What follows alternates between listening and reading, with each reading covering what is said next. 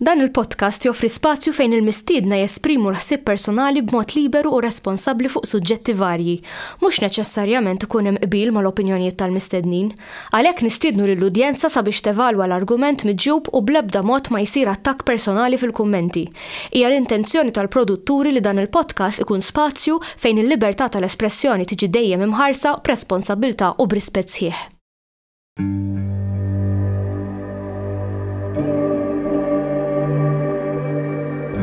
Perhaps we need some outside universal threat to make us recognize this common bound.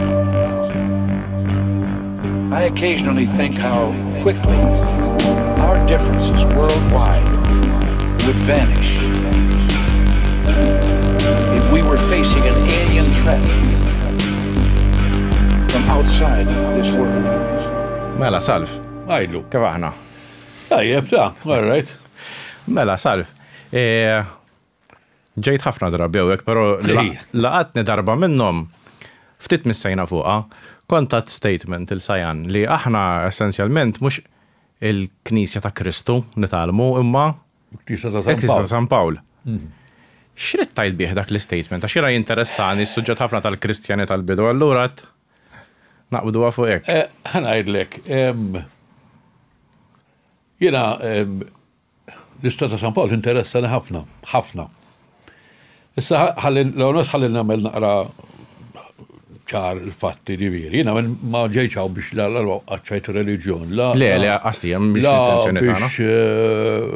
Ma jiena illum li nitkellem fuq dal-affarijiet mod kif naqbattajt storiku, kif naqbattajt jew soċjali hekk, kif naħseb li sedaw ġraw l-affarijiet. Jiena ħadd jaf ġifieri m'iniex wieħed li nemmel li jsir il-mirakli u affarijiet hekk ġifieri, naħseb affarijiet reliġjonijiet huma xi ħaġa umana daqs affarijiet oħra. U l-prova hi li mimlin difetti daqs affarijiet oħra. Kieku ħaġa ġeja minn Alla ma fihx difetti, imma mimlijin difetti, anzi naħseb iktar fihom difetti mill-affarijiet oħra, ħankunu ċari ġifieri. Issa dewel qabel kollox ħalli il-problema li ma nafux x'inhu laqqas nafux kien il-ħsieb ta' Kristu. L-ewwel qabel kollox.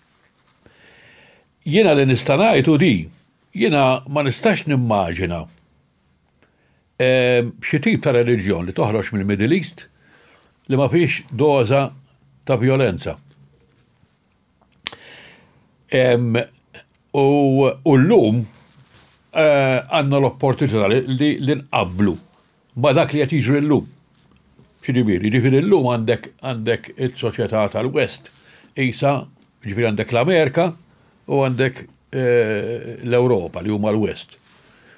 Isa kettajt Ruma u Kostantinopli, dawn kienu l-West ta' dak iż-żmien ġifieri. Sewwa. Illum għandek l-Iżlam li qed tipprova jidħol fil-West.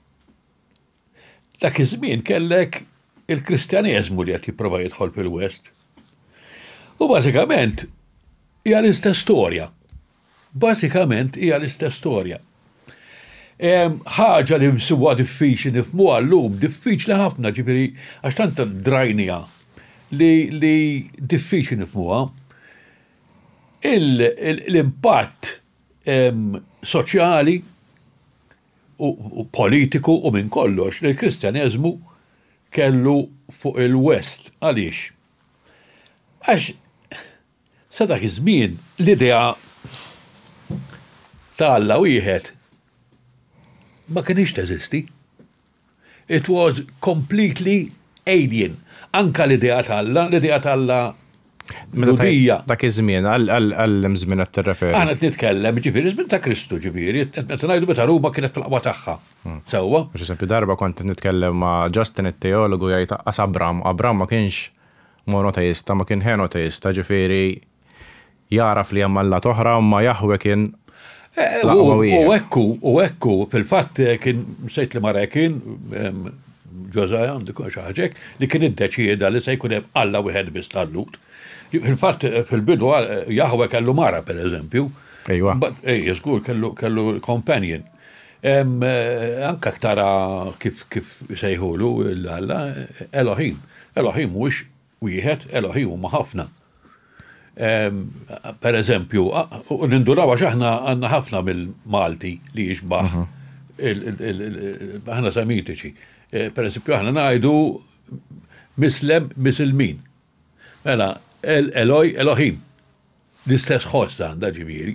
Daħem minnhom, per eżempju, l-Bibja Alla jgħid l-Elohim l-oħra isma' tgħodux tiblu raskom tax intom għamel kunsil tal-Allat, di qiegħda fil-Bibja, U għat jgħidlu tgħodux tiblu raskom tax intom mortali bħall-oħrajn.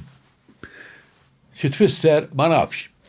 Again, mela, jiena ngħid li ara, jiena naħseb iż-żmien ta' meta tfaċċa Kristu ġifieri, veru kien Spartiakwa kif jgħidu t-Taljani, kien żmien differenti, kif naqbad ngħid, kien żmien differenti, kien żmien importanti ħafna. Kellek Ruma li kienet għada kif bdiet tikber. Għada li kien xibjaw 50 sena, 200 sena li kienet diġà qabdet sew. Imma ġifieri Ruma kienet settled, kienet erdet il-Kartaġni, kienet waħedha kważi biex ngħidu hekk. Fimt? Issa li ġara li daw ir-Rumani attakkaw invadew l-ewwel il-Griegi imbagħad marjhom ir-Rumani kienu invadew il-Middle East. Fil-fatt Pompeius Marius kien invadija Għalli ma raġuni imma. Sorry? Għalli ma raġuni, ġast espansjoni tal-art. Espansjonizmu. Kellek ħafna affarijiet u politika, this is politics. This is all about politics. Ara, tista tinsija, imma da meta qed nitkellmu anke reliġjon, qed nitkellmu fuq politika. Issa, ir-Rumani kienu mhux ħażin li kienu ħadu fedihom il-Ġudea u qabilhom il-Griegi ġifieri. Il-Lut peress li huma kienu monoteisti. Fimt l-idea tagħhom ta' Alla kienet Alla wieħed. Kienu jaraw lil-West bħala kif l-Arab, kif il-Musulmani jaraw il-West illum bin-nixxitan. You know, I mean, these are facts. Għalhekk jgħid illum nistgħu naraw, nistgħu nifhmu aħjar kif daħlu l-insara fil-West bil-mod li qegħdin jinfiltraw qed jinfiltraw l-Islam fil-West. L-istess ħaġa tinsiex dawn it-tnejn reliġjonijiet semitiċi tal-Middle East sewwa u l-istess tip ta' nies, ġifieri dawn huma l-istess tip ta' nies. Ġifieri huma biss għandhom raġun, tagħhom biss tajjeb, huma jemmnu li Alla wieħed, mela kulħadd irid jemmel li Alla wieħed. Jekk ma temmilx hekk noqtluk. Illut l-istess ħaġa, ġifieri. Again, per eżempju, tindunax, per eżempju, iż-żewġ reliġjonijiet m'għandekx differenza bej stat u reliġjon. Ir-reliġjon u l-istat huma l-istess ħaġa. Sewwa, mela allura bil-fors lekk inti għandek l-istat u reliġjon li huma l-istess ħaġa, bil-fors se jkollok element violenti. Bil-fors. M'hemmx fiex titfixkel. Naraw għallum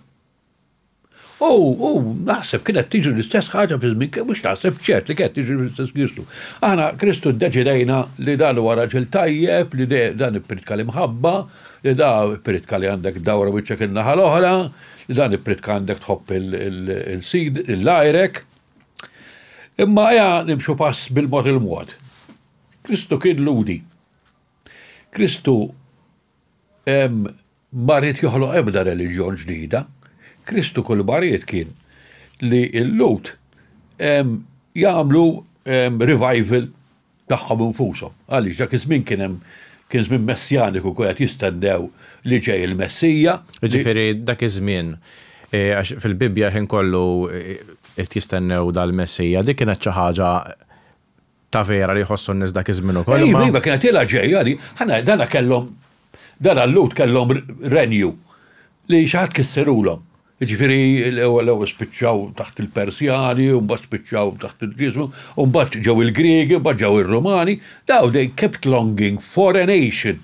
L-istess storja tal-lum di, ara taħseb li qed jiġu llum fil-Palestina, biex ngħidulha hekk, għax il-Palestina qas hija kelma hemmhekk, Palestina hija kelma kolonjalista ħafna, ma teżistix ġifieri, inventaw għar-Romani u mbagħad ġew qabdu għall-Ingliżi, ġifieri Hemmhekk ma kienx jismu Palestina, hemmhekk dejjem kien jismu Ġudea, Samarija, Kanan, dak huma l-ismijiet tiegħu. Issa il-Lut peress li kienu tilfu il-renju tagħhom, is-sultan tagħhom, fimt? Għax kienu ġew il-Griegi u ġew il-Romani, u daw spiċċaw taħtom hu. Kienu qed jistennew dal-ġeneral, għax ġeneral, dal-re li huwa mill-dar ta' David biex jerġa' jagħmel ir-renju ta' Ġuda. This is the whole story tal-Messija. Huma ma kienux qed jistennew Messija spiritwali, kienu qed jistennew Messija spiritwali ġib vintat ħafna wara. Dak iż-żmien kienu qed jistennew Messija li jiġi u jsalvhom. U jsalvhom jiġifieri ġeneral. U ġeneral ma naħsibx li bil-mirakli kien se jsalva lil-Lut. Kien se jsalva l-Lut bi gwerra. Tajd li ma kif jista' jkun għax Kristu dejjem kien jgħid nħobbu lil xulxin. Jiena naħseb hemm misinterpretation kbira għax Kristu naħseb kien qatt ma qal ħobbu lil xulxin. Kristu dejjem qal ludi, ħobb ludi ieħor. Kemm għandi naħfer jiena lil ludi ieħor. 700 darba, jew ma nafx kif kibiri eżatt. Mhux il-bniedem ieħor, il-ludi ieħor, u għaliex, u nifhimha di, tifhimha. Jekk inti ġejt biex tagħmel rivoluzzjoni, u din rivoluzzjoni hija nazzjonali, ġifieri biex toħloq nazzjon, jiena ngħidlek lek isma' sieħbi li nsieħbek ludi tittaħfirlu miljun darba sakemm jirnexxielna fl-aħħar nħedu l-pajjiż lura f'idejna. Does it make sense to you? Żgur. Issa, fil-fatt tara l-ewwel Vanġelu l-ewwel ma jgħid ħallikom bil-ġentili. Ħablu moħħkom biss mill-Lut. Aħna mill-Lut jinteressana. Ġifieri inti qed tgħid li dak jekk kien hemm Kristu storiku vera kien hemmhekk bħala. Jiena ngħid li kien freedom fighter, iva, jiena ngħid l-ewwel bil-Galilea. L-Galilea dak iż-żmien kienet magħrufa li kienet hotbed ta' rivoluzzjonijiet u ta' violenza. Ġifieri l-kunċett ta' dawar wiċċek in-naħa l-oħra hija interpretazzjoni. Bejniethom. Aħfer il-Lut, ħu paċenzja bil-Lut għax aħna rridu nirpu gwerra. Jiena fi żmien gwerra ma tiġġilitx ma' s-soldati taħdejk. Tant tiġiet mal-għadu, ħallikom tiġġilux bejnietkom. Jiena naħseb li Krist dak kienet jgħid, tgħodux tiġġieldu bejnietkom għax aħna għandna għadu għax. Fil-fatt meta naħseb fuq kunċett jekk dejjem ngħid hija xi ħaġa unsustainable li fis-sens jekk inti taħfer il kulħadd imma mhux il-min qed taħfer mhux qiegħed fuq l-istess paġna miegħek għaż-żopp qed taħfer. Ekku, fis-sens. Dikki, issa tgħidli għaliex qed tgħidlek, qed ngħid hekk għax inha dan l-istess raġel li għajt ħobbu lil xurxin u dana, wara li għamel l-ħarikla, da quoting il-Evangelion, sawa ġibir biex għat nibvintajin, li jem miktub, s-sak li jem miktub mux huwa gidba. Allora għet kwota gidba. Pero, għajdu li dil-persona twildet u għexet storikament. Ela, da, wara l-aħħar ċena l-apostli għallhom isma' ħodu ħsieb li għandkom xabla.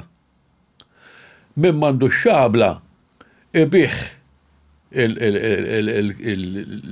il-kappa u l-ħwejjeġ li għandu u he make sure li kollu xabla. Does it make sense ma' bniedem li huwa paċi? Ma kienet xi ħaġa metaforika. Le, m'hemm xejn metaforiku. Din naraw għallum ukoll. Għaliex, għax inti għandek l-Iżlamiċi llum huma l-istess razza tal-Lut għandhom ngħidu għalihom daw, ma l-fattu ma dek u għaver, għat jgħidu huma tnejn u Abram. Ġifieri daw they are very, very similar to what's happening today. Ġifieri, illum għal minu Mislem Hamas terroristi huma qaddisin huma stess jgħidu li reġjun tagħhom hija reġjun tal-paċi. L-istess ħaġa bħall-insara. L-istess ħaġa żgħat bħall-insara, daw jgħidu li kienu reġjun tal-paċi. Sewwa, mela, Jekk da reġjun tal-paċi għalfej għallhom isma' u doħsib li kolkom xabla. X'kienet ir-raġuni? Da eżattament ġifieri wara l-aħħar ċena, ġraddi ġifieri. Meta marru jarrestawh, marru ma nafx xi 200 u 300 biex jarrestawh. Romani. Bela li dejjem pritka l-paċi hemm bżonn tibgħat 200 u 300 tru biex jarrestawh. Għalfejn. U fil-Vangelo mektub li U fil-fatt l ħaġa li għamlu l-apostli huwa li ħarġu l-armi.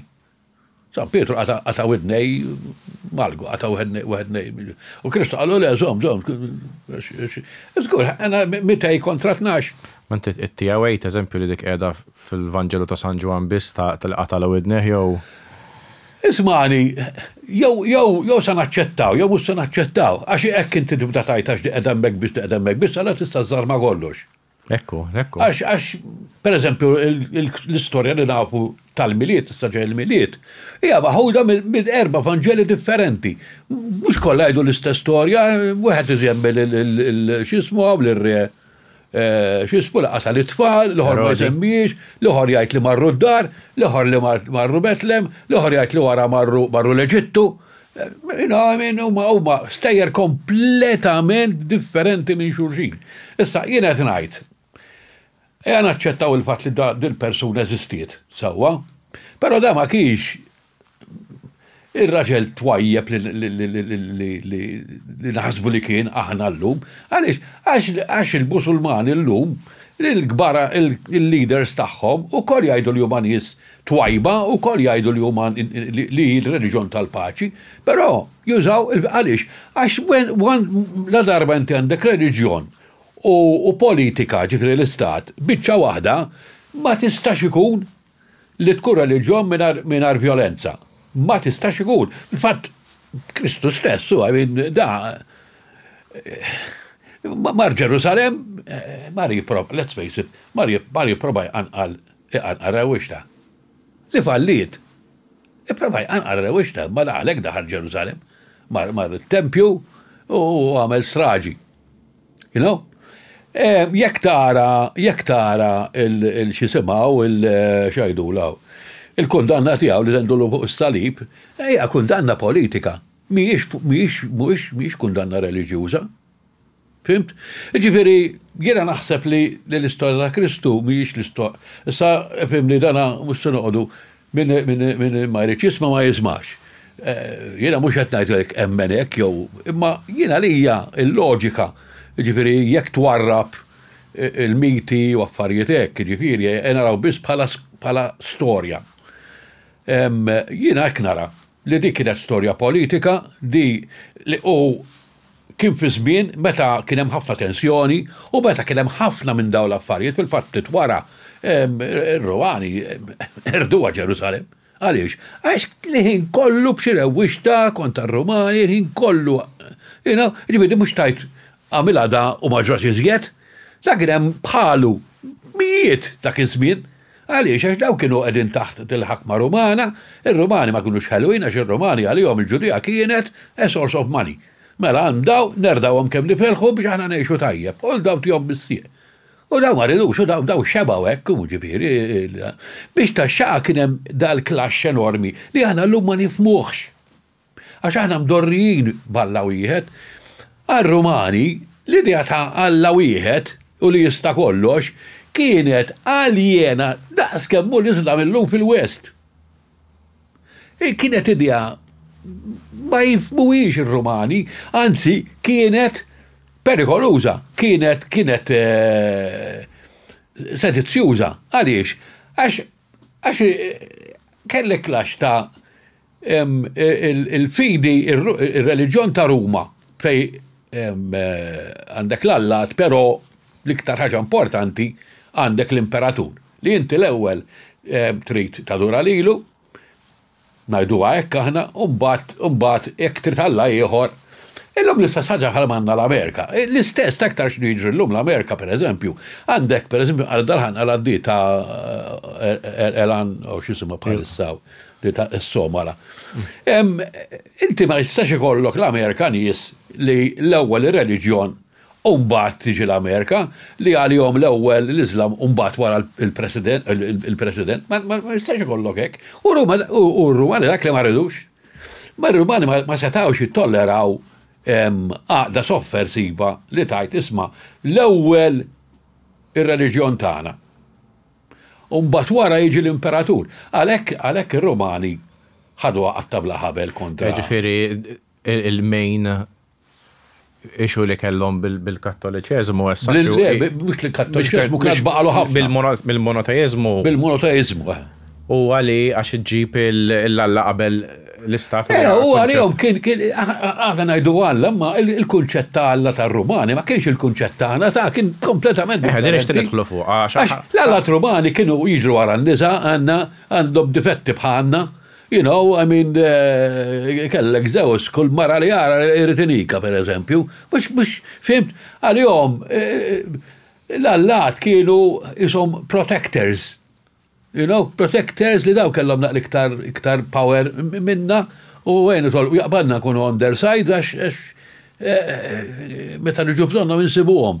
Tantu għek li anka Giulio Cesare għamlu ħalla, ġifiri għal-jom di kienet naturali. Il-fatt aħna mbagħad bdejna għad-disin għaliex ġara għax imbagħad il-Kristjaneżmu sar ir-reliġjon ta' Ruma u ħafna mill-affarijiet li kellha Ruma ħadnihom aħna bekk li għandna l-qaddisин u tal-affarijiet għax imbagħad aħna mbagħad il-Kristjaneżmu nbidel u sar Kattolku, sar Ruman. Fibtna Kattolika Rumana għalhekk, you know. Imma dak iż-żmien da meta tfaċċaw daw in-nies mill-Middle East. Da tista' timmaġinhom daw. Biex nagħti eżempju, prova qabbel bniedem Musulman u li ġie fl-Ewropa u ġib ir-reliġjon tiegħu.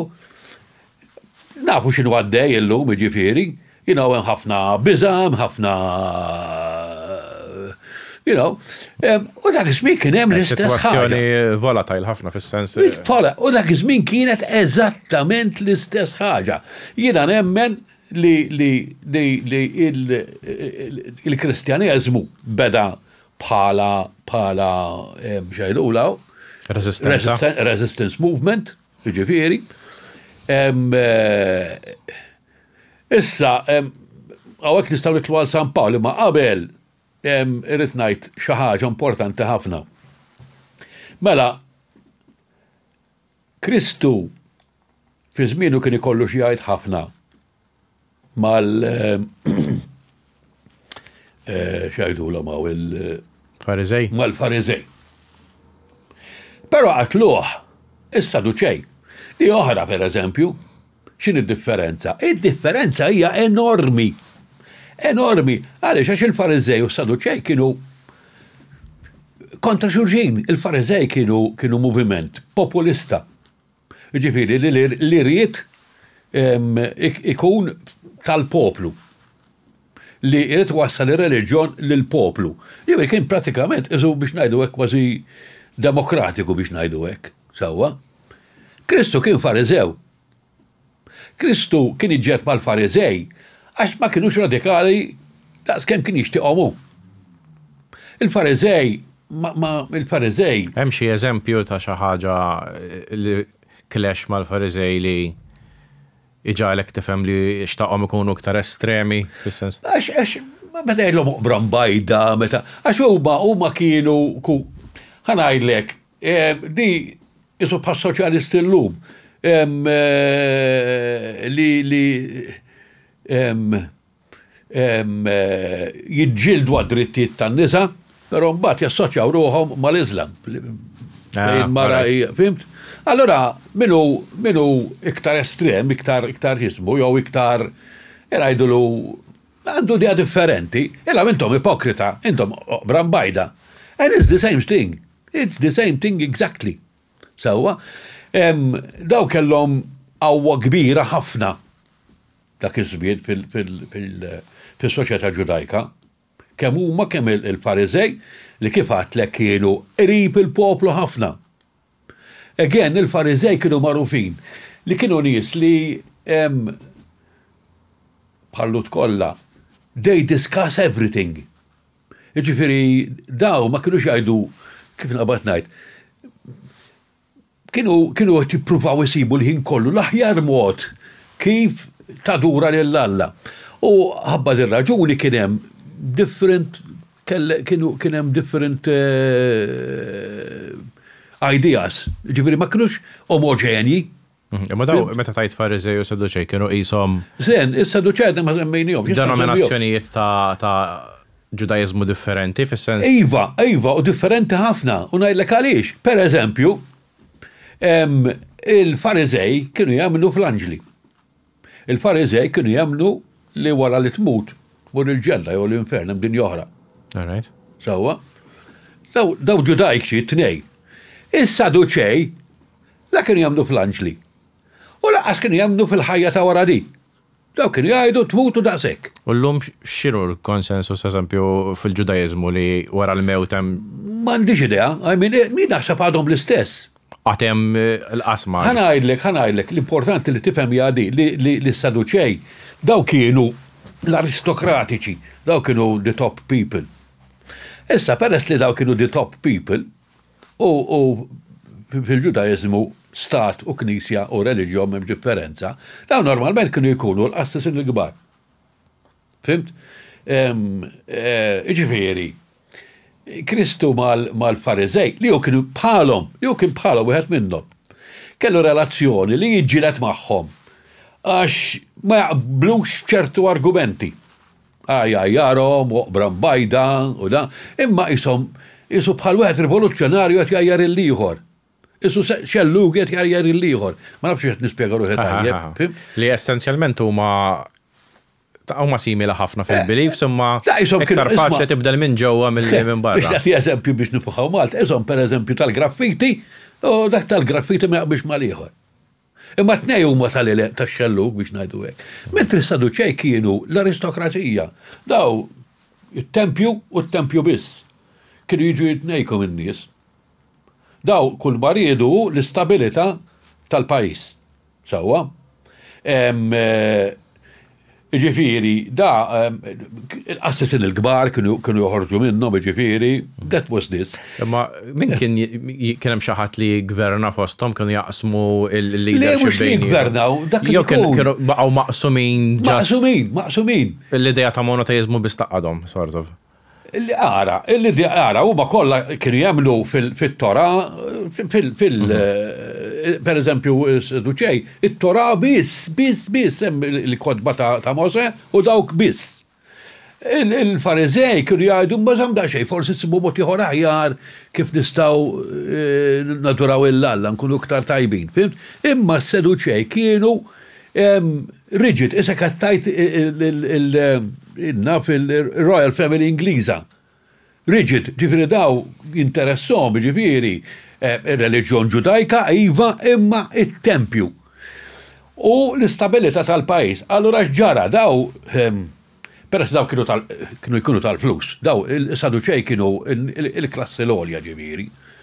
Daw meta ġew invażi mir-Rumani, daw qalu isma' hija, issa dawgħu u jridu nimxu magħhom. Bdew jaraw kif jagħmlu biex kemm jista' jkun imorru għalajn ir-Rumani bil-Malti. Jelaqgħu. Bħalma kienu l-Maltin bil-Ingliżi. Ma kienux tradituri tal-Iżrael, ma kienux tradituri ta' Malti ta' nies. Ftit hemm x'tista' tagħmel fis-sens. Eżatt, u daw kienu prattiċi, kienu pragmatiċi, għalu this is it too. Zammew reliġjon il-dawk tagħhom, pereżempju, naf ċertu festi ma kinux jitlu għand il-pagani għax inkella jkunu tainted u barat. Da baqgħu lut, ġifieri, baqgħu lut ġifieri da. Biss kellhom iktar dealings mal-ruling class Rumana. Allura meta sakemm Kristu kien jargumenta mal-Farizej, kważi u jħallihom jagħtu bejniethom. Imma da meta daħal Ġerusalem u mar it-tempju li għalihom kienet il-headquarters tagħhom u beda jkisser. U daħal hemm fisbin il-Passover ġifieri qed tajt lajt tagħhom meta Ġerusalem kienet mimlija nies.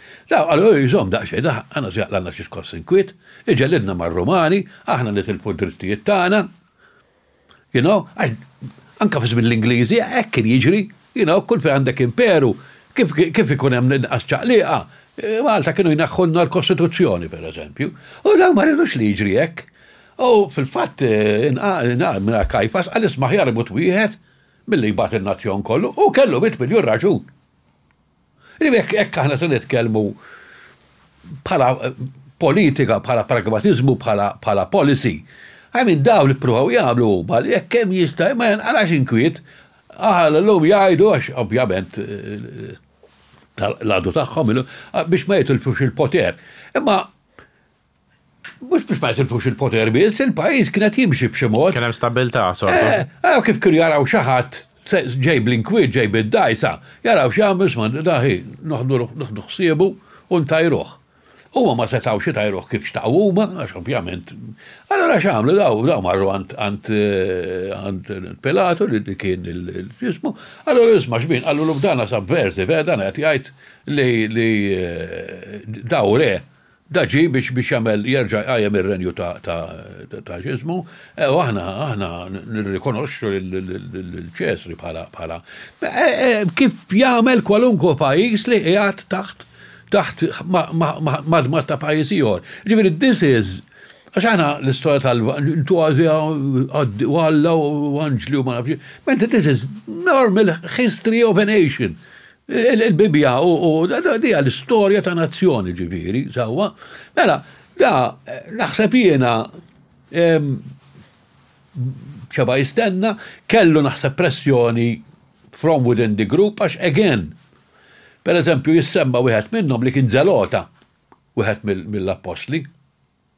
Zelota x'inhu? Zeloti kienu freedom fighters, eżekettajt Hamas. Postom per eżempju kien hemm il-sikari, ma illum wieħed li tqabbad ixħad biex joqtol xi ħadd, tqabbad sikarju. Sikarju tfisser xafra sikkina. Fimt? Daw xogħolhom kien murder. Ġifieri hekk xi ħadd għadu tagħhom bħalma kienu jagħmlu l-Brigata Rosse, għoddejjin fit-triq, marru wara daqqa ta' sikkina ġon obstaru jitqabżejn joqtluh.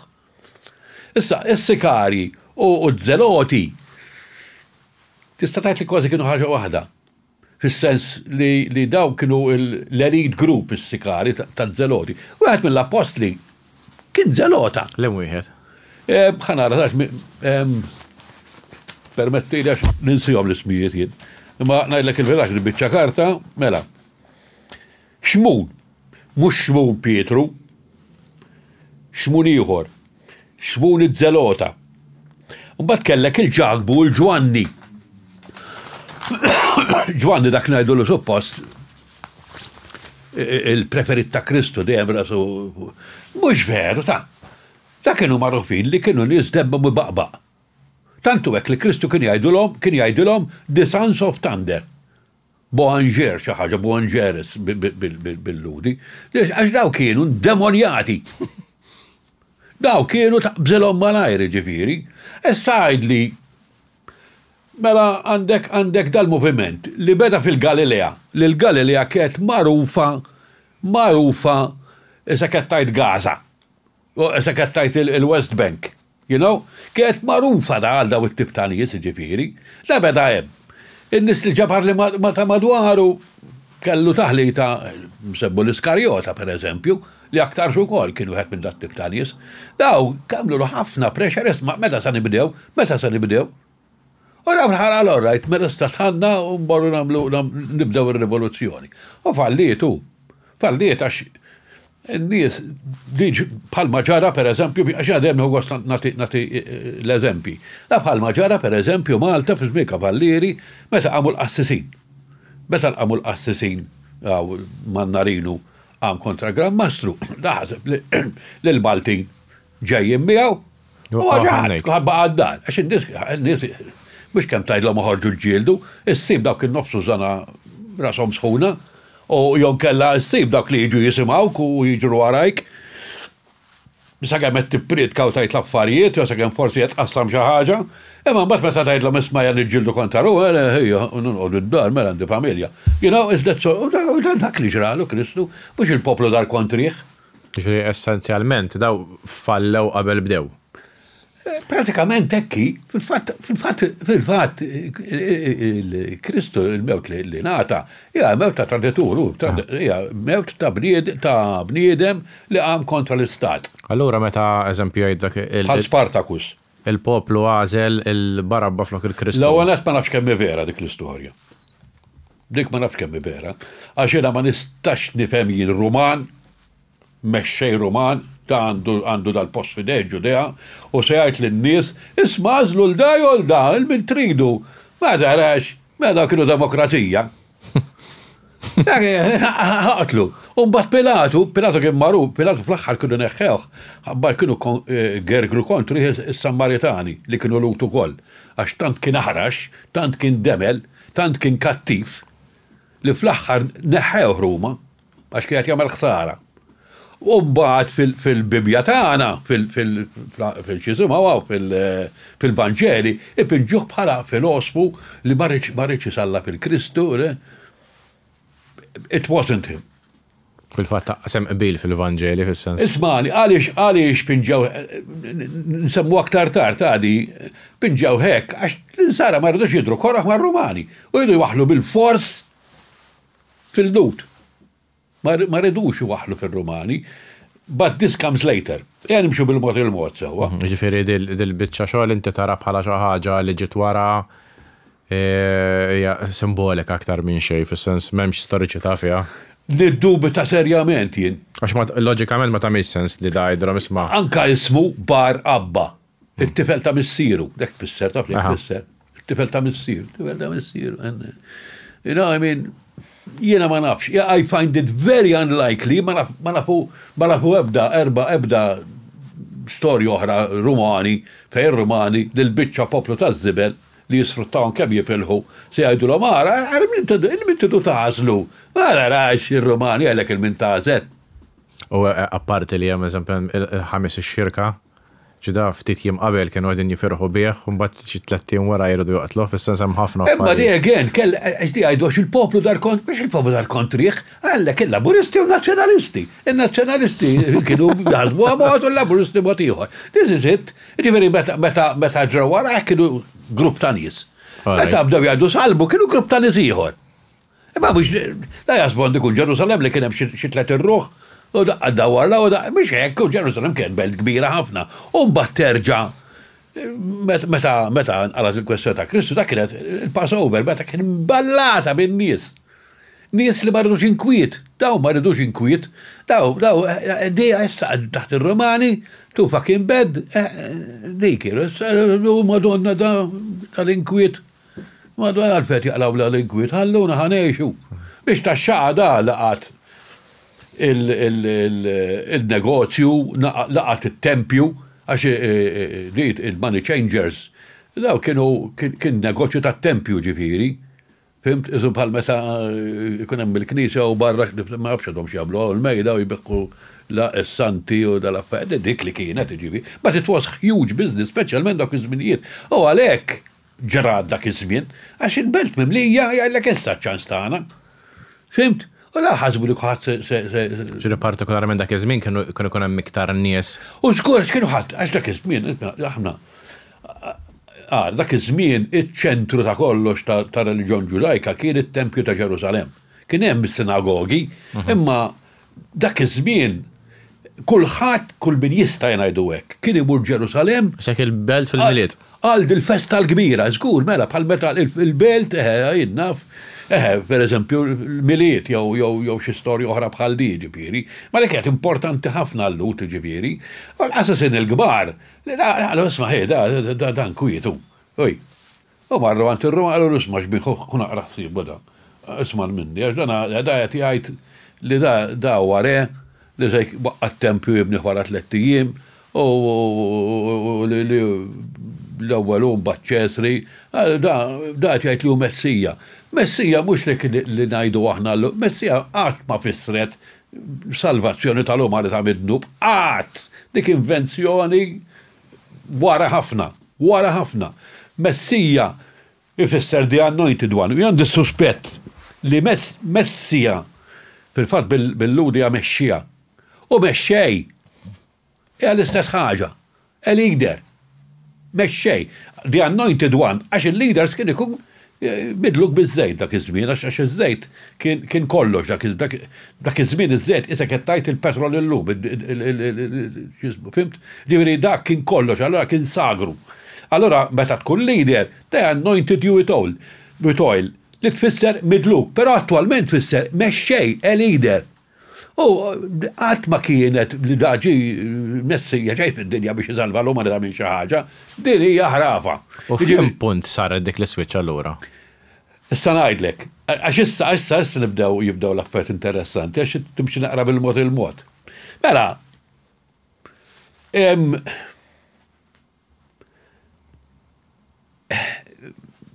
għatluħ u spiċċa kollox. Biss niesu ma rridux jaċċettawha.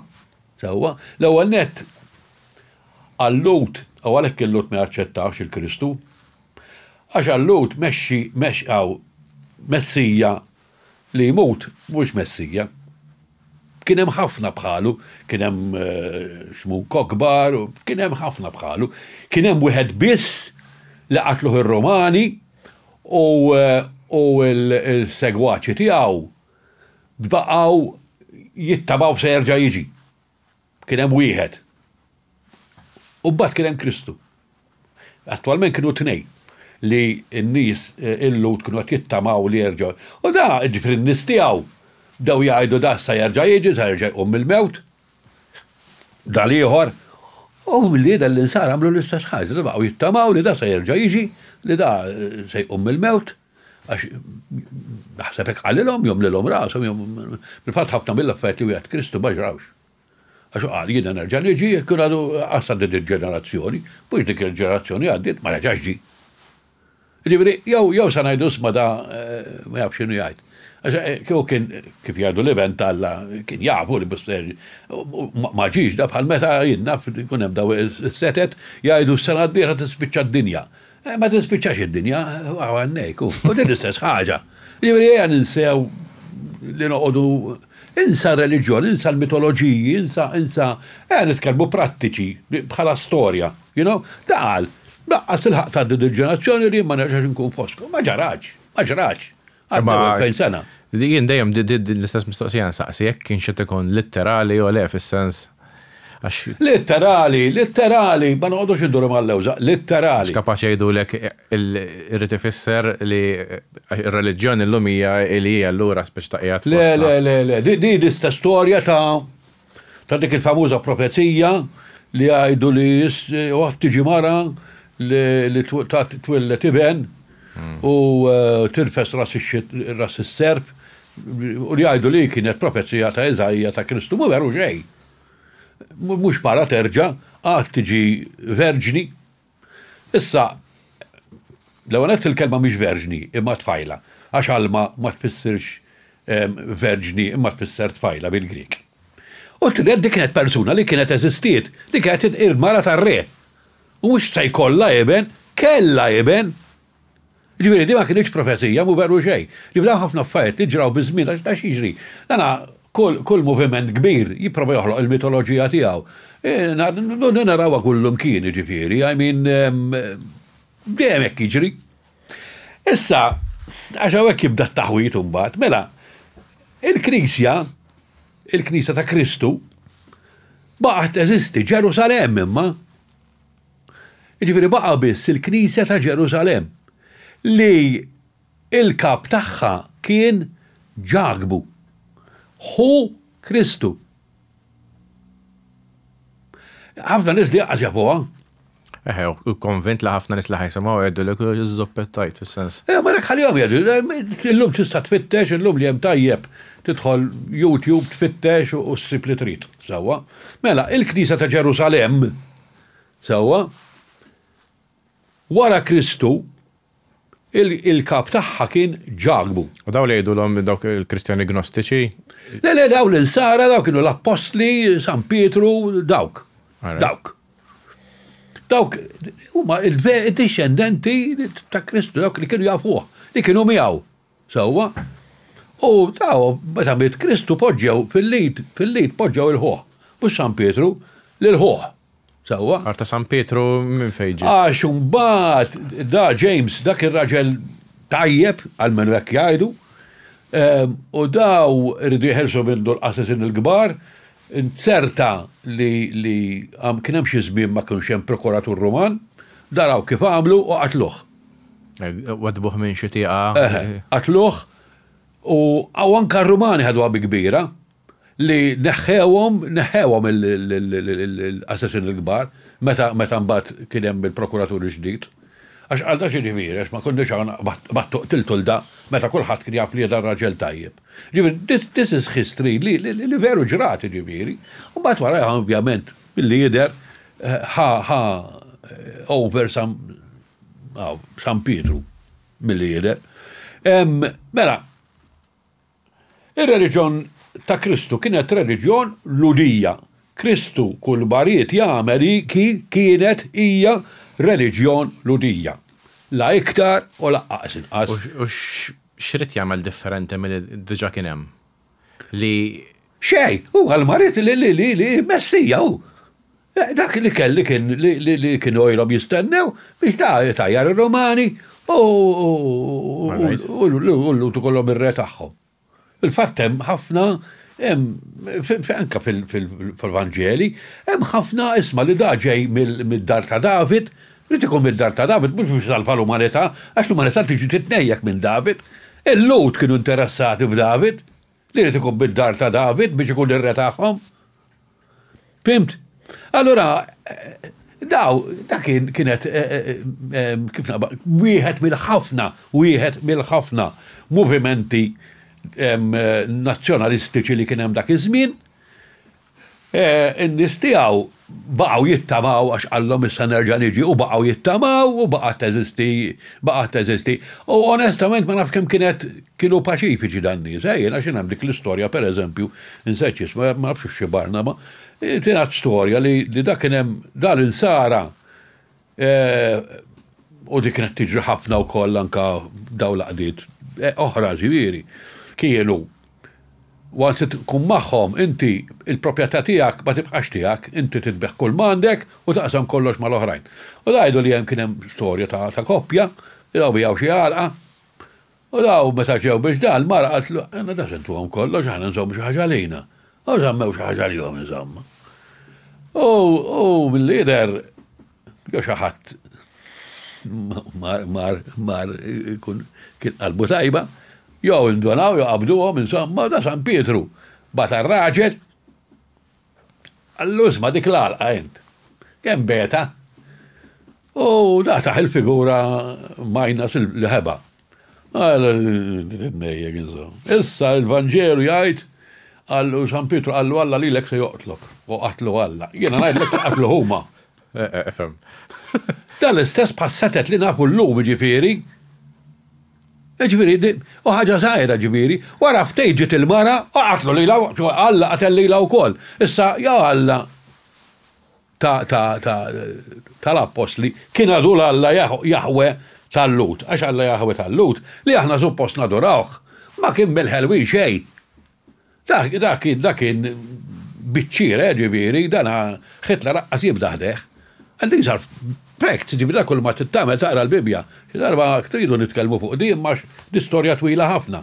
Imma da kien jgħidilhom morru qtlu kull min kulħadd u tħallu l-ħadd u darba kien hemm ġeneral u kien hemm waħda iddispjaċi ħalija u ma qatilix u Alla qatel lilu. Kull familja tiegħu u ma nafx kemm il-ġenerazzjoni. I mean, this is the God tat-Testament l-Antik. Missa jiena ma nistax nifhem. Kif Kristu dil-dusija kollha u ibenda. Jew ma kien jaqbel xejn ma missieru. Ma nafx. Imma doesn't make sense. Ġifieri hemm qabża kbira bej it-Testament il-ġdid u t-Testament il-qadim.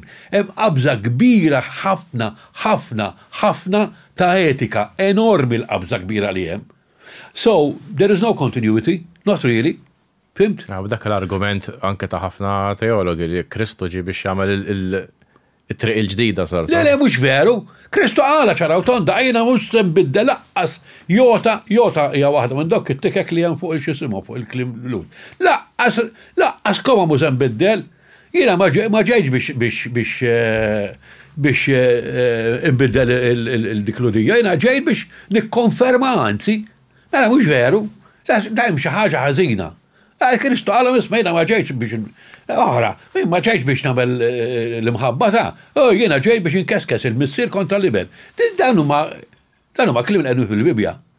Jiena naħseb li ġifieri issa mhux noqogħdu ngħidu ġdattajton tal-Knisja kontra reliġjon. Għandu xaqsam. Aħna naraw, qed nippruvaw naraw engel ġdid, engel differenti minn dik li ngħidu hekk beħħet inha l-Knisja. Issa jidħol San Pawl. Mela, jiena ma nistax nifhem kif, ċoj nista' nifhem kif, issa naħseb indunajt x'ġara. Mela għandek il-da San Pawl, li da kien Fariżew. Number one, he was a Pharisee. Sawa? Ida spiċċa jippersegwita l-insara, ħadd ma jafalix. Missa għallek nafalix jien, ġifieri. Ta' b'daqqa waħda qal li kien għaddej biżdiemel, raralla, jista' jkun. Ma jiena qed inkun prattiku, qed nipprova nara l-affarijiet kif setgħu ġiraw għaliex bniedem seta' biddel femtu. Sewwa? Naraw b'mod umanek, antropoloġiku. Mela, naraw naqra minn kien San Pawl, sewwa? Mela San Pawl kien ċertu Sawlu u twilet f'Tarsu. Tarsu qiegħda fit-Turkija. In a very religious Pharisaic family. Da at a certain point il-familja tiegħu marru Ġerusalem u missieru peress kellu naqta l-flus mhux ħażin. Batu jistudja segħettajt Harvard, batu l-aqwa skwadra dak iż-żmien, għand Gamaliel li kien wieħed mill-aqwa rabbi ta' dak iż-żmien, li ma kienx imur kulħadd. Sewwa tkun u da mar jistudja ma' da Gamaliel. U da kellu connection mat-tempju. Għax rib tat-tempju kien jgħallem u da. Mela għandek dal-student, bħal dawn rajna da ħafna dal-aħħar bil-bandira tal-Palestina, fanatiku vera jemmen fil-ġudaizmu. Sewwa? Fariżew. Sewwa? U da jgħaddi l-università, kien fanatik, irrid jgħin, irrid jagħmel xi ħaġa għal-reliġjon ludija. Għax u rrida tikber. Issa dak iż-żmien kien hemm dil-problema tal-insara li ovvjament it-tempju, ġifieri is-Saduċej ngħidu, daw ħsaret jagħmlu, ma nistax naffordjaw x'ismu ieħor għaqda oħra u nibvintaw stejjer dik, irridu nimxu fuq dik. U da sab ġobb għaddarawh li huwa fil-pattem l-istorja ta' San Stefnu li meta qatlu San Stefnu u kien hemm u għadu tagħmilhom il-ħwejjeġ. Mela daw rawh rajda t-tifel, bravu, jifhem. Jidher li kienu. U batu għalih probabilment għallu l-ismanna ġobba li titħajjar tagħmlu. Għalana dil-problema da ġdida u l-Madonna Nsara. Idu npoġġhom naqra postom xbin. Għara tiġborhom xi insomma u la. L-istess storja li kienu għamlu l-Hitler. L-armata between the wars wara l-ewwel gwerra. Kienu għallu l-wisma ħanajlek, isma' għaw emma ġodda daw soċjalisti. Mura da xej, għara x'qegħdin jgħidu. U Hitler kienu batuh jispjuna fuq di il-partit tal-ħaddiema. Kien il-Workers' Party kien. U da mar biex jirrapporta fuqha, u da mar darba tnej, wara mar xi tliet darbi għal da jogħġbuni. Qed nitkellmu fuq Hitler hawn. Da kellu frasu li għamel partit, u da xqal. Isma' għalli jekk irid nagħmel partit, għal waħed diġà lest. Tibda mill-bidu. Għalina m'għandix ċans nidħol mal-kbar da mis-sisja, mela ħansib xi ħadd għadu jibda. Sewwa, nidħol magħhom u nimxi minn hemm. Mela, ta' San Pawl, mela jagħmlu da xogħol ġifieri, kif qabdu l-Hitler, x'isimhom, il-tempju qabdu lil da l-istudent frisk mibli enerġija li jrid jara l-lut dan iġollu dija x'ismu. U darba minnhom kien sejjer milli nista' nifhem aħna l-istorja nafuha kien sejjer lejn Damaskus u derlu Kristu u għamu fuq iż-żiemel u hemm min jgħid li semaħ l-oħrajn u hemm min jgħid li ma semaħx l-oħrajn u hemm min jgħid li raw u min ma rax, insomma l-istorja naqra mħawda. Jien naħseb attwalment li ġara, jien ġili tiġri li nkun għaddej bil-karozza.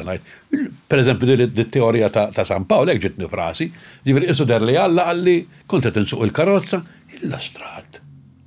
Il-lastra jista' jkun hekk. You know, ispirazzjoni.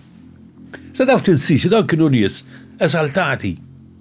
Daw kienu fanatiċi reliġjużi u politiċi. Għaliex, għax memx differenza bej il-reliġjon u l-istat, memx xej. Ta' kien għasam ta' xej wahda.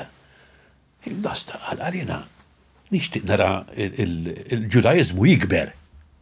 Għal issa kieku, dax naħseb jiena, flok noqgħod nipperżekwi nagħmel da, min jaf kieku nidħol magħhom. Għadhom jibdew kif għamel Hitler u nużhom biex jwassal il-ġudaizmu, għax u kellu frasu li jekk il-ġudaizmu se jibqa' Ġerusalem biss u hekk, mhux se jikber qatt, ma setax jikber. Fil-fatt, l-ewwel ħaġa li jagħmel San Pawl kien li naħħal affarijiet li l-pagani kienu jdejquhom. Daħat mu seta' jgħidlu isma' ejja mal-grupp tagħna, però l-ewwel taqta' biċċa mill-pesisa. Li kienet ċirkunċiżjoni. Għajdli min se jiġi miegħek. Issib xi tnejn naqra, imma mhux se tikber b'hekk. Mela, issa tittifhem di. X'inhu il-fulkrum tal-ġudaizmu? Bear in mind li l-Islam ma kien jeżisti dak iż-żmien, l-Kristjanità ma kienet teżisti dak iż-żmien. X'inhu il-fulkrum tal-ġudaizmu? Li hemm Alla wieħed. Mela daqal, jiex nitnejjek mill-ċirkumċiżjoni, jiex nitnejjek minn dawn il-interessani li huwa wasal il-messaġġ ġudajku. Li hemm Alla wieħed, li hu Jehova u li rid nara d-dinja kollha tadurah. Tagħmel sens? Tagħmel sens. Issa jekk hemm dawn l-insara u għat jgħidu, nidħol magħhom. It didn't happen overnight, għax da fil-fatta meċi 10 snin fil-desert, per eżempju, jaħseba u jtella u jinizzel u dam, għadda da jebek jiġru dal-affarijiet, da għat ma jiġru ċumbum, you know? Ġifiri, u da għata certain point, kif nara jena, għal-izma, mela, flok nġilet maħħom. ħan infiltrom. Unfiltrom. Pero it wasn't easy, għax l-ewwel ma għamlu ħadwa kontrija. Ġifiri, inti għandek il-gbarat tal-Knisja ta' Kristu nisranija, li kienu l-insara, ma riduħx, ma ċettawx. Ta' għamel smin twal ma jkellimawx, ma jkellmuħx, u ters innixlaw. Darba minnu mit-tempi kellu jaħrab. Il-Romani jenuħ għaxu kellu vantaġġ. U di tittifhem, this is very interesting. U kien ċittadin Romani, ġifiri, da kien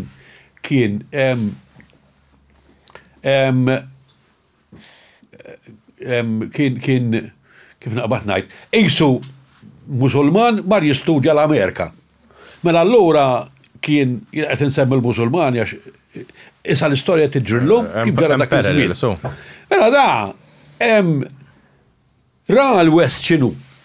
Sewwa, ra l-West mitluf da huma bin ix-xitan ħafna allat u liġijiet li ma jagħmlu sens u da għal jiena rrid ninfiltra biex iwassal, mhux ir-reliġjon ebrajka propja, irid iwassal lil Jaħwe l-Alla tiegħi il daw in-nies.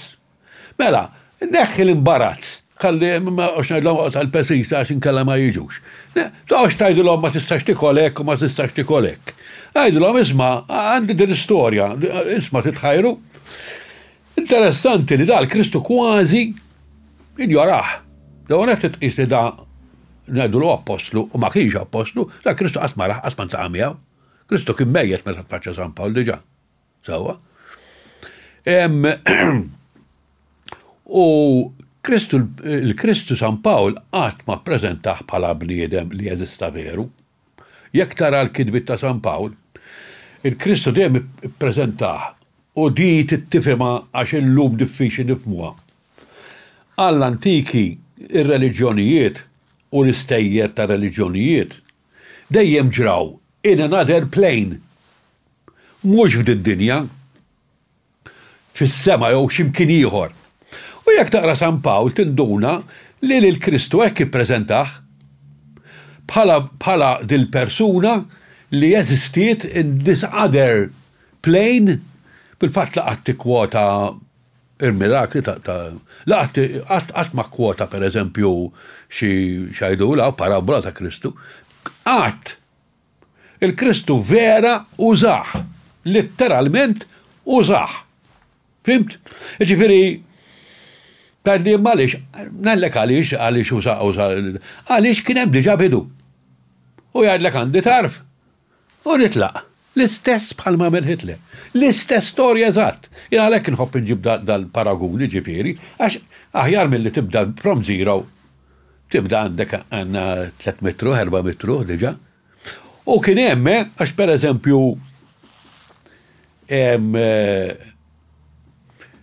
waħda mill-li tat spinta kbira, dakin ejdi ditwara insomma, ma anyway. Mela, ir-Romani per eżempju kienu kwetati ħafna meta sploda il-vulkan ta' Pompej, għax persi kienu superstizzjużi u għalihom għalu l-Madonna. Tidna xi Alla, tilna l-dak Alla li kemm Ġerusalem, u issa tagħti pattijienna. Ħadd ma jgħidha dik, imma ġrat veru r-Rumani beżaw li Pompej splodiet. Mhux kulħadd kien hemm min qal il-Lostra pattijienna dak. Dawk kienu jemdu lil Allat kollha jpattu ilek, jiġifieri huma lek kienu jaċċettaw l-Allat kollha. Ir-Romani ma kienux jgħidu lek le ma tistax għalhekk imma l-insara għaliex le. Għax inti stajt tadura lil min il-Madonna trid. Ir-Romani jekk kienu jirraġunaw, kull Alla li ġib merħba bih għax dak dejjem nistgħu mmurandu u forsi jaħdini. Jekk ta' bħal ministri kienu jarawhom mill-Allat, ma hekk kienu jħarsu lihom, aktar ma nkun naf ministri minn kullhom kien, iktar aħjar għax iktar għandi ċans pjaċir, insib min jagħmeluli. Imma l-ewwel Ruma, iċ-ċittadinanza u l-imperatur. Il-Romani għaw l-insara hemm fottewa għax huma ma ċċettawx il-fatt li l-imperatur jiġi l-ewwel qabel kollox. Again, dik daw il-persekuzzjonijiet kbar li nsemmu mu veru xejn. Kien hemm. U se nsemmihom. Imma ma kienx hemm dal-persekuzzjonijiet enormi li this is not true. Kienu ġraw, ħafna minnhom ġraw il-biċċa l-kbira kienu jisiru fil-provinċi u kienu jkunu għax dej un-nies. Dan nies kienu jarawhom. Alla wieħed da x'inhu ma daw. Mbagħad kienu jagħmlu li jixorbu d-demm u jiklu l-ġisem tal-Alla tagħhom, jgħidulhom kandiba, kienu jgħidulhom għatej. Ir-Romani l-insara kienu jgħidulhom għatej bla Alla. Kienu jirraġunaw. Ġifiri, għamlu minn kollox l-insara biex kunu antipatiċi f'kelba waħda, jena għalix, għax kienu fanatiċi bħal-Islam illum li jisma, jo tijaj, jo xej. Jo tebel li jatnajt jien, jo xej. L-insara kienu kol for hundreds of years, ġifiri, sawa. Mela, għala San Pawl għaddeċieda da skonti, għax jina li derlu Alla u li da things don't happen that way. Da he had a change of heart. Issa ek tmur fil-history, tinduna bħafna nies kellhom this type of change of heart. You know, jista' jkun li pereżempju kellu xi incident u ġalu jaħseb bħal pereżempju bħal kien ġralu Luteru Dakka kien inqabad f'bosk f'tempesta u faqqat sajjetta u ħazditu u da għataħħal jidħol patri. Ġivri, jiġru dal-affajt, ġivri jista' jkun li ġallu xi ħaġa da u bela jaħseb, ma jena naħseb li peress li San Pawl kien a politician. Jekk inti fanatiku reliġjuż, fanatiku laburist u nazzjonalist. Bil-fors, għax ma kienx hemm differenza bej il-politika u bej il-reliġjon. Sawa? Mela, tad-deċida li infiltrom maċċettawx, il-gbarat maċċettawx. Għallu li mux billi tajtid, ma jistax ikun, ma namlux circumcision, għalix, għax il-Kristjanizmu kienet għada ludija. That was the religion that they were selling. They were selling Judaism, not Christianity, Judaism. Mela l-għat tagħmel is-circumcision, trid ma tikolx il-bacon u trid ma tikolx shellfish, għaliex u trid temmen fit-Tora, għaliex għax kienu qed ibijaw reliġjon li nsara ġifieri bħal San Pawl aw bħal San Pietru u l-Apostolar. Kienu qed ibijaw il-Ġudaizmu. San Pawl għallhom isma' kien entrepreneur, kien clever, għal isma' mela għandhom tajba l-idea, imma ħejja kienu bijaw il-Ġudaizmu, issa jidhom għandna tidu taqtawlu biċċa. U da għallom għal, jistaw s-siru bħanda, tistaw s-siru lut, minn għarba toqgħod taqtaw u tamlu dannek. Fimt? Ma ċettawx, pero perest ju kien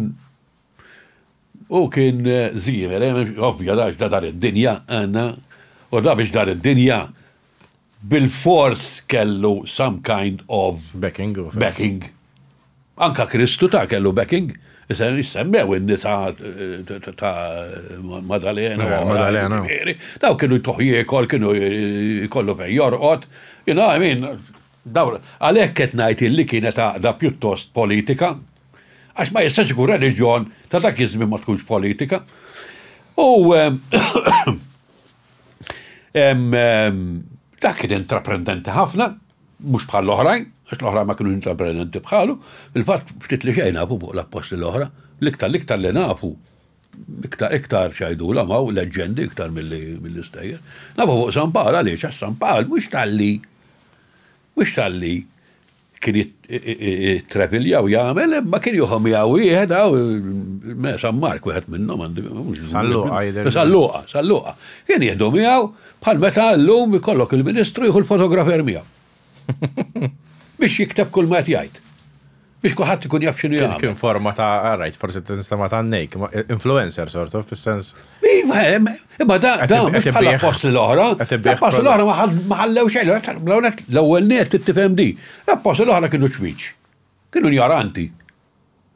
Mhux billi jgħidu pereżempju l-Vanġeli ma setax kitbuhom dawk li jgħidu San Ġwan, ma jistax ikun dak kienu nies analfabeti, kemm jafu jitkellmu bil-Ebrajk u bl-Aramajk. Aħdu wara bil-Grik.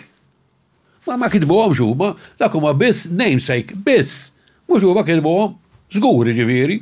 Issa dak l-ewwel wieħed li kien ta' skola. U li kien ġej minn familja ngħidu l-middle class illum aħna.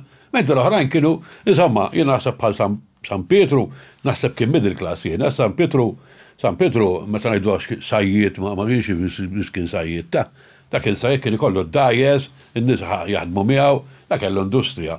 Dak iż-żmien il-Galilea u x'ismu hawn Sea of Galilee, that was a business.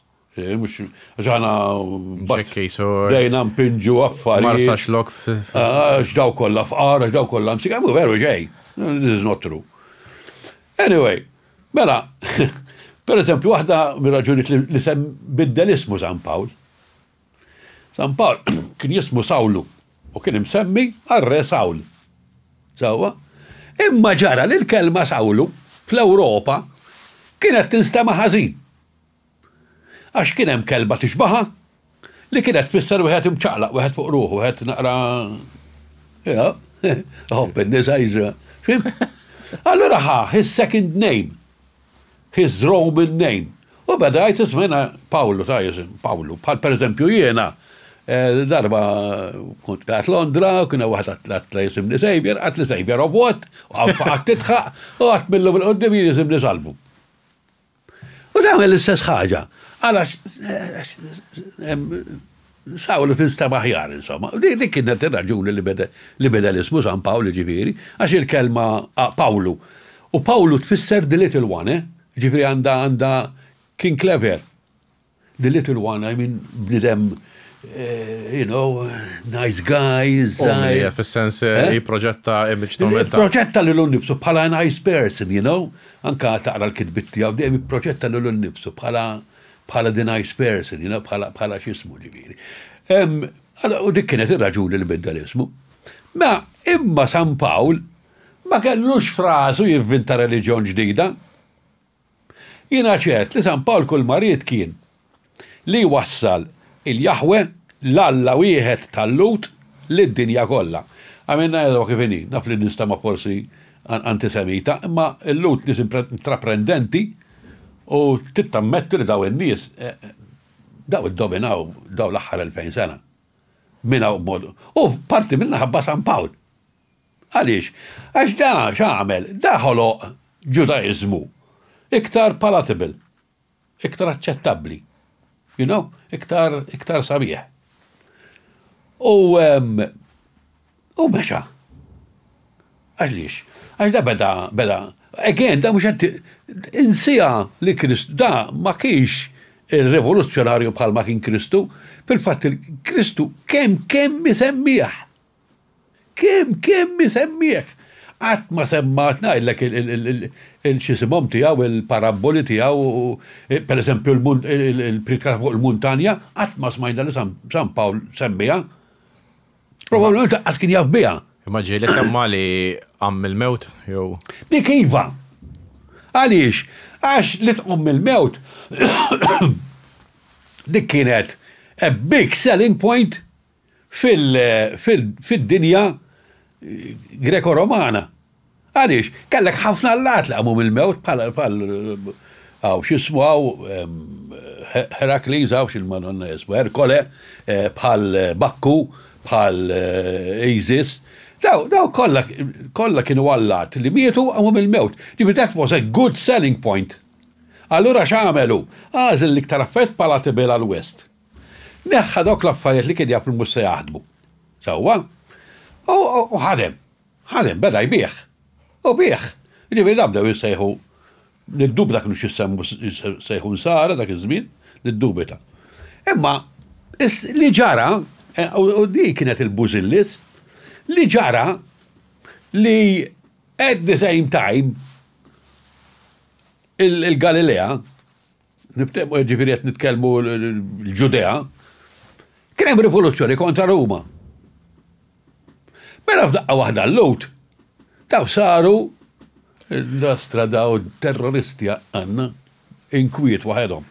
Il-Lut kaħad bada ħaras lihom li kraħ, għax daw tiqalaw l-inkwiet.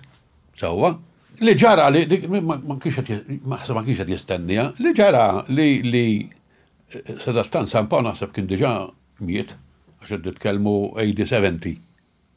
Sewwa. Bella sakemm kienu duħaj San Pawl, meta kien... San Pawl aħna minna l-xispu tiegħu fl-AD 60 għamilna l-anniversarju meta ġie Malta. Ġifieri da mbagħad tela Ruma, għamel 5 snin jgħix Ruma, u mbagħad jgħidu qatawlu rasu.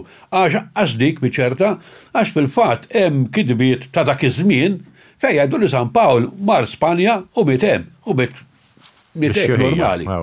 Ġifieri anka dik hija a big question mark ġifieri, għadha kull ma nafu kollox. Isu mis-Scientology qed taqra dak li qed jgħidu huma. Dik li m'għandna xejn x'ismu. Anyway, mela u kien tefa x'ismu biex il-Ġudaizmu jisplodi mad-dinja kollha. Sewwa? Għandna l-AD 70 u batanka wara għala rivoluzzjoni kontra Roma u l-Lut saru para, ma jridhom ħadd. L-insara, in the meantime, dew jinkitbu l-Vanġeli, għax il-Vanġeli jinkitbu wara l-atti tal-Apostli, wara l-kitbit ta' San Pawl. U dabdew, l-għu għat jinkitbu bil-Grek. Mara min kitibhom probabilment kien qiegħed Ġerusalem u hekk qiegħed min jaf jew Antjokja jew min jaf fejn. Għax, again, bħed rrit jifhem għadi li l-reliġjon nisranija il-qawwa tagħha kienet il-Middle East u North Africa fejn illum huwa kollha Musulman.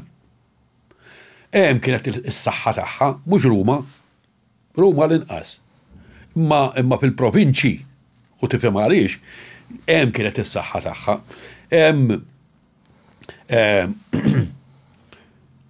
Allora l-insara b'daqqa waħda saru edewa tal-istat. Il-lut saru edewa tal-istat. Meta l-insara rawek, għallu se nagħmlu u bdew joħolqu dal-antisemitizmu. Għalhekk qed ngħidlek jien an experiment that went wrong. Għaddew jgħidu smallu taqtlu l-Kristu, aħna m'għandix naqsmu magħhom ta', aħna dokka ma nafuhomx ta'. U tfittxa u twilet il-Kristjaneżmu. Għaliex, għax daw they started distancing themselves from the Jews li daw kienu kriminali għal Ruma, ġifier fattu mbagħad kien eredhom. X'kien jismu dak li kien bena il-xismu għaw il-Kolossew. Il-Kolossew pereżempju mbena mid-debijiet li nsterqu bit-Tempju ta' Ġerusalemm. Fimt? Għarek, daqsek kienu mux. Għalla bdew jgħidu smaħna differenti, aħna m'għandniex naqsmu. Allora bdejna, nħarsu lej l-lut. Bħala dawk. U dawk li qatlu l-Kristu. Għaxu bdejna najdu, isma mux Pilatu ta' miskin, għalek din l-idea ta' Pilatu ħaza l-idea għax miskin kien hobbu u għat jifilosofizza miegħu. Għax bdew sara bdew jgħidu, le ħasra, il-Rumani ħasra li kien għalek ħelsu, sok id-demelem ta' assassin il-gbar. Mela, aħna maħkom ta' fil-fatte manka, jismu għal, isma ħana bħalkom l-Allah tana bħal ta'kom. Twildu minn verġni, u bietu għamu, di dijem wieħed mis-Santi Padri qed jiddiskuti mal-xisiba mal-pagani, għet li maħna reġjon tana bħal ta'kom, taħna l-istess bħalkom. Twilet minn verġni, għaxak kienu jkunu kolla daw, twilet Alla mar jgħamil ma mara, għaxak għamilla la kienu hybrids. Parti Alla u kien isib xi verġni, jo xi tfajla u jibura ħabbila. Jo bil-maqlub ġiviri, bħal ta'kom aħna tagħna eżatt l-istess. Allora hekk bdiet tinħoloq antisemitik u aktar għal-Vanġeli u ma antisemiti ħafna. Allora jenet ngħid li San Pawl l-idea tiegħu kienet li joħloq xajdulu għaw, ġudaizmu iktar kummerċali, iktar lista jinbieħ. U kien jirnexxielu kieku ma kienx hemm ir-rivolta u l-waqa tal-Ġudea. U kienet waqa kbira x'mbagħad l-lut għaw ir-Romani anka bidlu l-isema għamluha Palestina, Sirja Palestina biex anka l-isem jintesa, you know, u Palestina kienet imsemmija l-ikbar edewwa tal-lut li kienu il-Filistins biex vera jippuxtjawhom bil-Malti. U minn hemm twilet l-antisemitizmu għax l-insara bdew jinqataw kemm jifilħu mill-Ġudaizmu. Sewwa, bdew baħlu li daw qatlu l-Kristu u bdiet l-idea tal-the Christ Killers. Fimt? U li ġara li dak li rid jagħmel San Pawl ġara bil-maqlub. Biss ma ġarax li ritu, però jibqa' l-fatt li llum l-ikbar reliġjonijiet tad-dinja l-kbar, ġifieri apparti mbagħad għandek l-Eastern bħall-Indja u hekk. Huma kollha ħerġin bit-talim ta' San Pawl. Kollha. L-Islam u l-Kristjaneżmu. U San Pawl kien jgħallem il-Ġudaizmu. Mela l-Ġudaizmu San Pawl falla, però l-Ġudaizmu rebaħ. Ta' forma oħra. This is a different way of looking at jiena nixtieq insib xi ħadd li jismani qed ngħid l-affarijiet u jmerini u jgħid li għaliex ifhimni jaqgħod ma smajthom ma tħatti, ma toqgħod taħseb u toqgħod tisma' u toqgħod da. Jien naħseb li interessanti. Jiena ma tħallx mbagħad meta l-Knisja ġi Kostantin u ma wasal nissem. Dak ħafna wara. Skont ħaddew xi 300 sena, distor ta' 300 sena ta' ġibri qed nitkellmu l-ewwel snin propja. Is-snin ta' San Pawl ġibri. Qed nitkellmu sa 70 AD u naqra wara meta kien hemm it-tieni rivolta it-tieni rivolta 120 u sejt kienet. Meta nkiteb il-Vangelo ta' San Ġwan, 120 wara. Bata kif nibdaw jimdiddu, eżatt, fil-fatt anke l-Vangelo ta' San Ġwan huwa iktar terġa' il-bot kemm jista' jkun mill-lut ġifieri. Ma jiena naħseb li with a bit of imagination, insomma, I think that is the real story of Christianity. Imagination, fis-sens ma ħassejx. Bil-loġika. Fis-sens hekk kont ngħidlek. Jiena ngħid. Mhux qed taqla l-affarijiet minn sora ma qed. Jiena naħseb ta' San Paul kien an experiment in Judaism that went wrong. Għax minnu minn San Paul inħoloq l-antisemitizmu. Biss rebaħ ukoll għaliex għax illum ir-reliġjonijiet il-kbar, il-kbar net li għaw ġifieri, it-tnej ħarġu minn dak li rid San Pawl, li huwa l-Ġudaizmu. Mela l-Ġudaizmu rebaħ. Għaliex? Għax għadu qed jgħix, apparti l-Iżrael ma dik ħalli għal dik ħaġa. Imma qed jgħix true Islam and true Christianity. Mhux interessanti law. Tal-ost Salf. Thank you. Jina darbohra tkun nitkellmu fuq iktar tard. This is the early ġifieri. Kienet fis-sens naħseb il-fulkru biex dak li jkun jifhem l-argument sħiħ. Appuntu dak li bdejna bih li ir-reliġjon u l-politika huma ħaġa waħda. Ħaġa waħda u fehem il-politika ma jistax ikun ma jkunx hemm il-vjolenza. Ma jistax ikun l-għallum fl-Islam u f'affarijiet oħra fejn jidħol ir-reliġjon u l-politika biċċa waħda hemm il-vjolenza. U jiena ngħidlek li Kristu kien politiku, tant kien politiku li qatluh għax kien politiku. Ma qatluhx għax beda jgħid ħobbu lill-ajru. Da qatluh għax prova jagħmel rivoluzzjoni, prova jagħmel rivolta kontra Ruma. U mhux gideb. Għaxan uġok il-gideb tal-ċismu, il-seduċej fl-axħar daħlu, fl-axħar bitċa. Isma da seqlanna l-inkwit ta' bġaħalla, raħjar imudda mill-jiġu r-Romani għaw bis-soldat joqtlu l-kulħad bladdoċ kif fil-farġiġ kien ġara wara kien ġara u kien sar massak. Ezra isparixxa. Għara kien kellhom raġuni l-assassin il-gbar joqtlu l-Kristu. Naf li tista' badawa, imma attualment, wara, dak li ġara wara kemm il-assassin il-gbar kellhom raġun. Għax il-Romani ma konx bitnejjek magħhom, il-Romani jekk inti tipprova tiċċaqla, ma għandna, mhux se nobbhom. Dak kollox. Forsi darba oħra naqbdu kif għax il-Kristna tal-bidu kienu fragmented fis-sens. Dik mbagħad hemm xalata xtajt. Kif mbagħad ġew ma' qodin bħal. Imma dik mbagħad ġara bħalma jiġri dejjem. Inti meta jkollok daw il-fringe groups u fl-aħħar jieħdu l-poter. Jiena darba minna kont qiegħed x'ismu għadt l-insara kienu x-xellugin ta' żmienhom. U veru kienu x-xellugin. U bħal xellugin kollha malli ħadu l-poter saru il-leminin. Veru? Għara, history repeats itself. Tipprovax issib tajt, modi differenti. No, il-bniedem għandu moħħ wieħed u aħna dejjem naħsbu hekk left to right, għax maħna left to right aħna naħsbu hekk biss. Mbagħad kultant issib minnu qiegħed fin-nofs. Imma l-bqija l-kbira tan-nies ġifieri hija dik ġifieri ma that's another subject for a later dash. Naqbdu. Di diġà fiha biżejjed x'tixtar. Ġiġa naħseb fiha ħafna x'tixtar. Thank you, Salf. Welcome. Ciao.